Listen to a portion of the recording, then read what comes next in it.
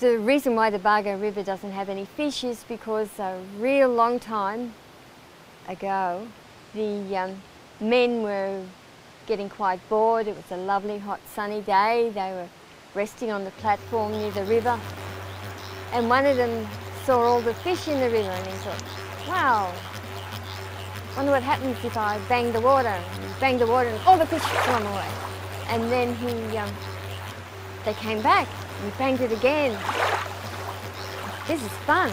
So he grabbed a bit of wood and he went bang on the water and the fish went away. And then after a while they came back again and he thought, this is fun. He woke up his mates and they started doing the same thing by chasing the fish away and then letting them come back and chasing them away. So they got bored. Men are like that. They get bored so easily. And one of the men decided he'd get a branch, and he got a branch and he sharpened the end of it. And he threw it in the water. And he speared a fish. And he brought the fish out and the men saw it and they tasted it and it was beautiful. So they all made a spear and threw it at the fish and they killed the fish and ate it. But it was fun.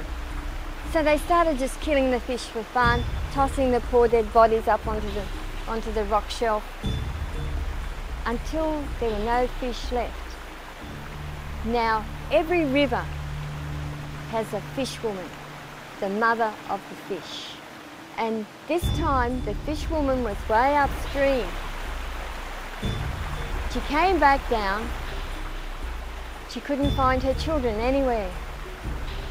And she searched in all the nooks and the crannies and the potholes.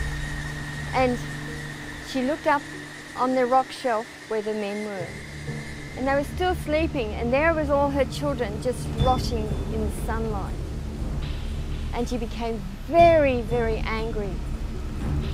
But she also became very clever. And she woke one of the men up and she said, "Are you hungry?"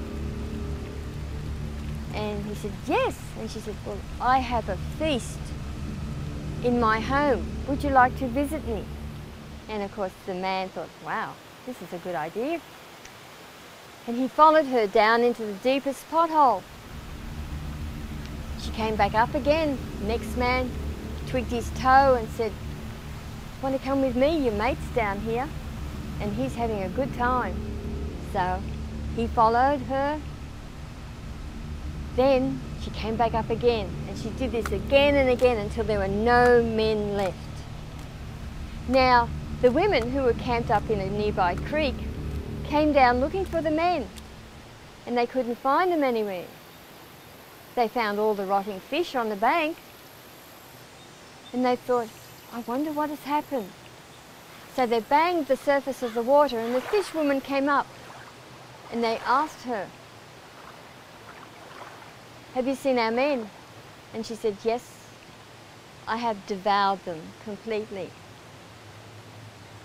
They have killed all my children and therefore I have killed them." And the women were very upset and they said, "Well, please, may we have the spirits of our men back?" And the fishwoman said, "No, they dishonoured my children, they dishonoured them in death, you may not have them back." Now the women could understand why she killed the men, but what they couldn't understand was that she would not allow their spirits to go free so they could continue on their journey.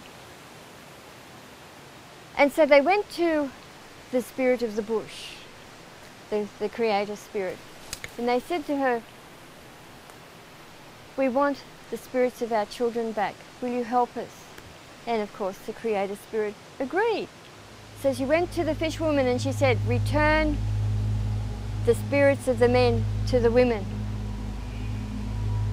And the fishwoman refused, and there was an argument, and the creator spirit caused a big storm to come, and she caused the lightning to create a huge hole in the river, and the storm washed the fishwoman into the huge hole, and she's trapped there to this day, just waiting for a man to come along so she could devour him completely.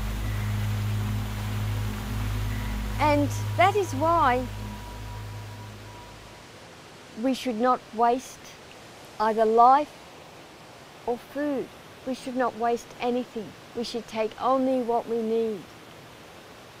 Otherwise, some terrible thing will happen. And the fish woman, because she's caught in this hole, cannot make the fish for the river. And that is why the Bargo River has no fish. And that is to remind us that waste is a terrible, terrible thing.